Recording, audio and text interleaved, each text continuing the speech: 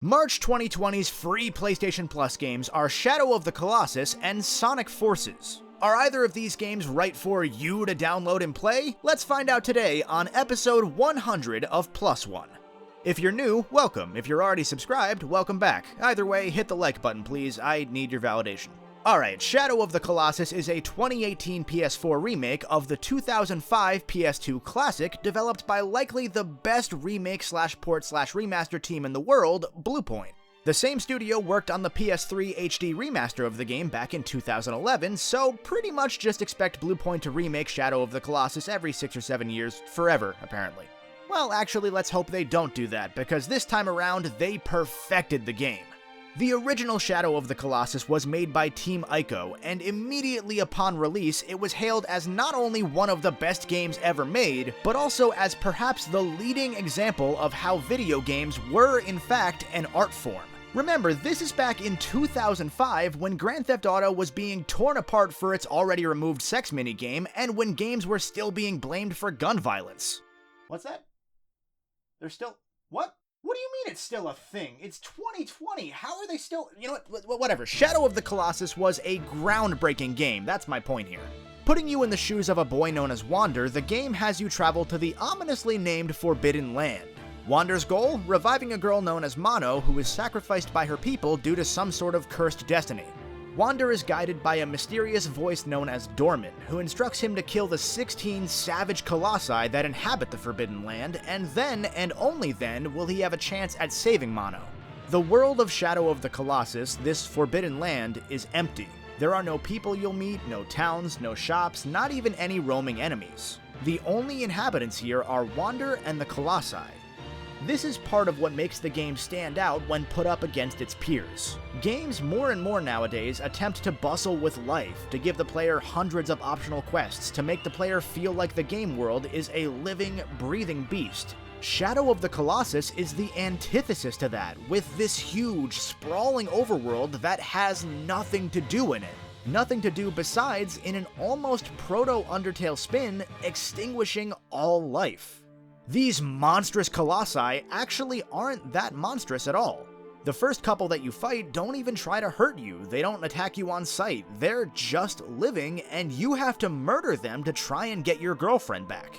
Shadow of the Colossus immediately makes you question the motives of your own character, because once you kill a colossus, this sickly black blood spews from out of its wound, and tentacles of this liquid will seek you out, chase you down, and engulf you. There's nothing you can do, nowhere you can run, this evil will catch you for what you just did. All the while, a heart-wrenching song is playing, hammering in that feeling of doubt that'll consume you just as this darkness consumes Wander. And just like that, Wander will wake up back in the shrine that he started in, he'll be told by Dorman where to go next, and then it's time to slay another beast.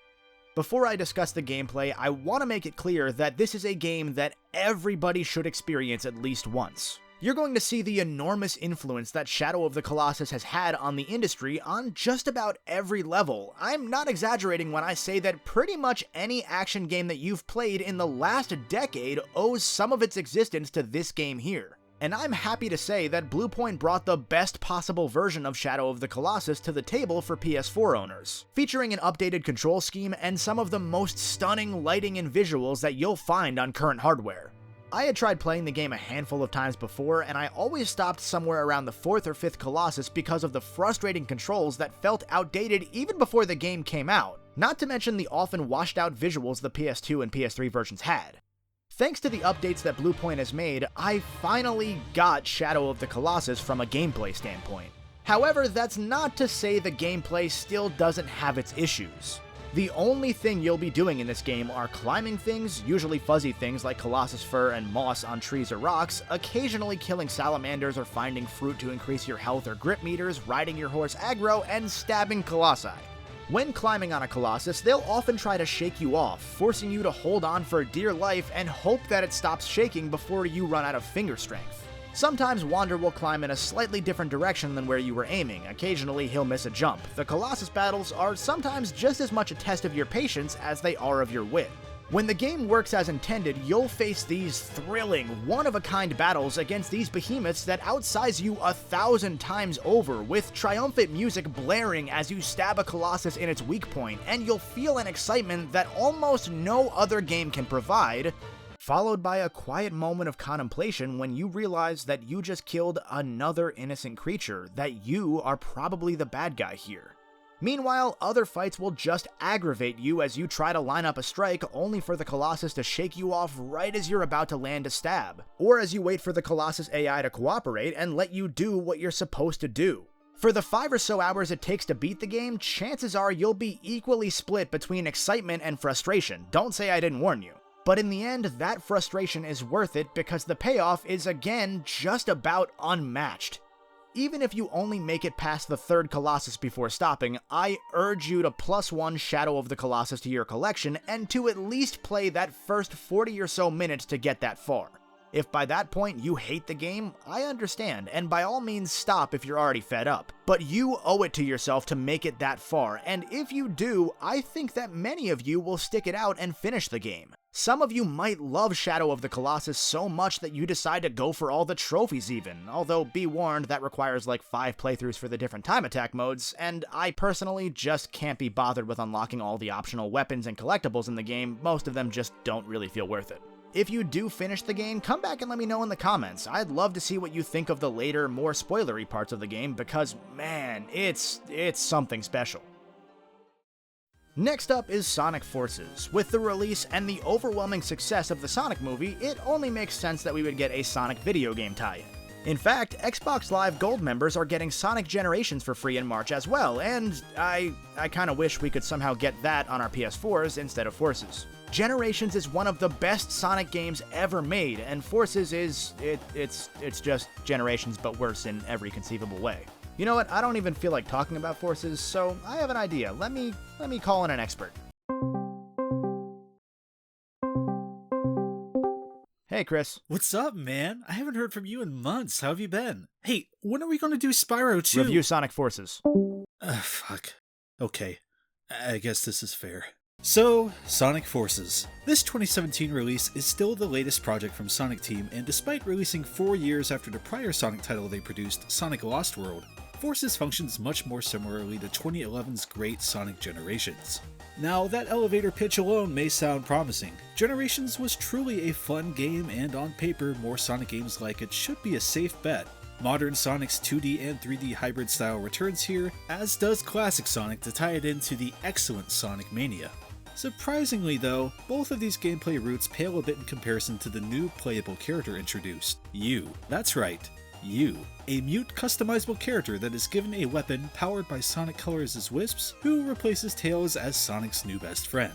But let's back up and address the bigger picture here before getting too lost in the weeds right away. Sonic Forces tells the tale of a world where Sonic fails to defeat Eggman. With Sonic's defeat and the rest of the main cast just unable to handle life, I guess, Eggman takes over the entire world with Sonic imprisoned in outer space. Helping out Eggman is a mysterious new villain named Infinite, and a small rogues gallery of Sonic's villains from the past, such as Metal Sonic, Chaos, Bowser, and Shadow? It's an interesting premise, and as someone who was introduced to the series with the Sonic Adventure titles, it actually seemed to be bringing the 3D games back to a territory I have a soft spot for. But the execution falls so flat that an angle finder would find no problems with it. Those villains I mentioned are actually virtual reality holograms created by the Phantom Ruby, the plot device you may remember from Sonic Mania. Despite being called holograms and despite not being real, they still behave like the actual characters and can inflict physical harm? It's just messy and difficult to not question, and poor cutscene direction and choreography means that style doesn't even save the poor quality of the substance. Hampering things even more is that the game can't decide on the tone. At times it's mentioning war and implying torture on Sonic the Hedgehog, all the while he's just sniffing his armpits and hurling weak insults at villains. By the end, plot threads are left dangling and you're left scratching your head. It isn't hard to follow the basic beats, but it is hard to become invested due to how formulaic and slapdash it all is. Which unfortunately also perfectly describes what actually matters here, the gameplay. Sonic Forces has 30 stages, including its bosses. Most of those stages only take a couple minutes to complete, and sometimes even less. That's not a huge problem for a Sonic game, and sometimes that's actually ideal, but the main issue here is that the majority of the levels just feel uninspired. A portion of them take place in Green Hill and Chemical Plant, two stages that we already played better versions of in both Sonic Generations and Sonic Mania. Even outside of the aesthetics though,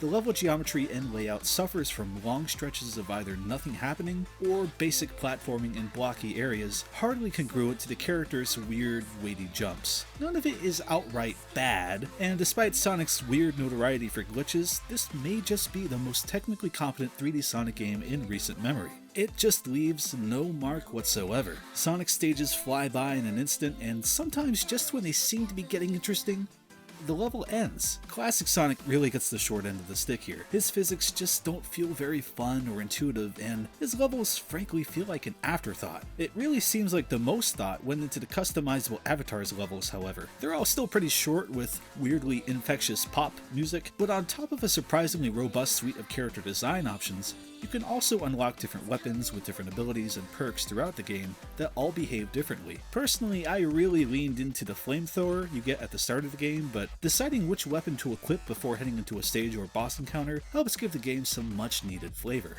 There's also a couple of tag team levels where Sonic and the Avatar are both playable, combining their abilities and allowing you to intuitively swap between them on the fly. I love me some classic Sonic action. I really believe they should have just dropped him from the game entirely and spent that time incorporating more of these stages. As negative as I am about this game, however, it's all pretty harmless. There are a few levels I actually like and think are some of the most fun in recent 3D Sonic history, which for me just puts the rest of the game in stark contrast. It's by no means bad, it's just the kind of game you play and forget in a week. And as a diehard Sonic fan waiting years between 3D Sonic releases, it's just a sad pill to swallow. All in all though, if you do happen to enjoy the game, you might find some satisfaction trying to complete what it offers. Again, the Avatar levels are actually sort of fun, and if you happen to have kids, I'm sure they'll love creating their own character and making them look like eldritch horrors. Each action stage also has 3 sets of collectibles, there are daily challenges, and a lot of missions in-game for completing stages in certain amounts of times, using certain species of avatar, etc. Trophy hunters are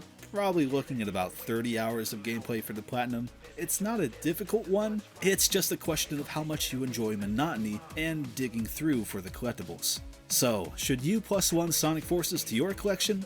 Honestly, you may as well, as long as you're not completely against the Sonic series, but if you're like me and live in a rural area with strict data caps, just make sure you're okay with downloading about 20 gigabytes for a mostly bland game. I know 20 isn't a ton for everyone, but it is a lot for an experience you may not even remember before next month's free games drop. A big thank you to Chris for his expert Sonic opinion on this one. Make sure you go watch and subscribe to his channel, Mykonos Fan. He and I have discovered over the last few years that we tend to share very similar opinions on games to a kind of scary degree, so if you like or relate with what I say in my videos, you'll love watching him too. In fact, he and I ranked every Sonic racing game last year, so if his Sonic Forces review wasn't enough, make sure you check that out for even more Sonic, goodness, I think. And of course, if you haven't done so already, make sure to subscribe here on the Golden Bolt as well, and if you want to do the whole notification bell thing, that's always appreciated too. You know how this stuff works, I'm not gonna badger you. So that's episode 100 of +1 all wrapped up, marking 3 full years of PS Plus games covered ever since I started back in February 2017. For those that have been here the whole time, or for those that are just joining me for the first time today, thank you very much for tuning in. And in just a few days, March 3rd marks the 4th anniversary of my very first video here on the Golden Bolt. If all goes well, I'll be kicking off a huge new leap that I've been planning out for the past few months. March is going to be a big month here, so I hope that you make sure to tune in for each new video. I'm a little bit biased, but I think they're going to be pretty special.